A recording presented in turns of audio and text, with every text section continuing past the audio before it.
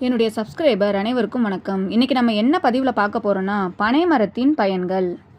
பனை மரம் தமிழ்நாட்டின் மாநில மரம்.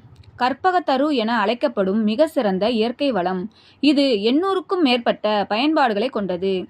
புயலை தாங்கும் உறுதி, நிலத்தடி நீரை சேமிக்கும் வேரமைப்பு, நுங்கு, பதநீர், கருப்பட்டி, பனைக்கிழங்கு போன்ற சத்தான உணவுப் பொருட்கள் மற்றும் பனையோலை, கைவினைப் பொருட்கள் என பனை மனிதர்களுக்கு பன்முக நன்மைகளை வழங்குகிறது. பனை மரத்தின் முக்கிய சிறப்புகள். கற்பகத்தரு, கேட்டதை கொடுக்கும் மரம். பனை மரத்தின் வேர் முதல் நுனி ஓலை வரை அனைத்து பாகங்களும் பயன் தருகின்றன.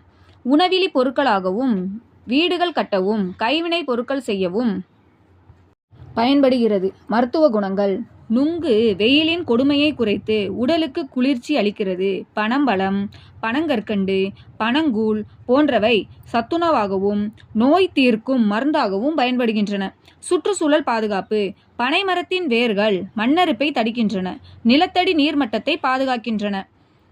புயல் தாங்கும் உறுதி. கடுமையான காற்றையும் புயலையும் தாங்கி நிற்கும் வலுவான வேரமைப்பு கொண்டது. பொருளாதார பயன்கள். கருப்பட்டி, பனங்கற்கண்டு, பதநீர், பனம்பழம் மூலம் கிராமப்புற மக்களுக்கு அதிக வருமானம் கிடைக்கிறது.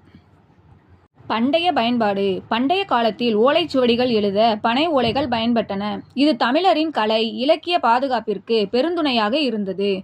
பனை மரத்திலிருந்து கிடைக்கும் முக்கிய பொருட்கள். நுங்கு, பதநீர், கருப்பட்டி, பனங்கற்கண்டு, பனங்கிழங்கு, பனம்பழம், பனையோலை. பனையோலை பாய்கள், கூடைகள், கைவினைப் பொருட்கள் இதெல்லாம் செய்ய பயன்படுகின்றன. பனந்தும்பு. பனைமரம் மண்ணரிப்பை தடுத்து மண்ணின் ஈரப்பதத்தை தக்க வைத்து நிலத்தடி நீர்மட்டத்தை உயர்த்துவதில் முக்கிய பங்காற்றுகிறது. நன்றி.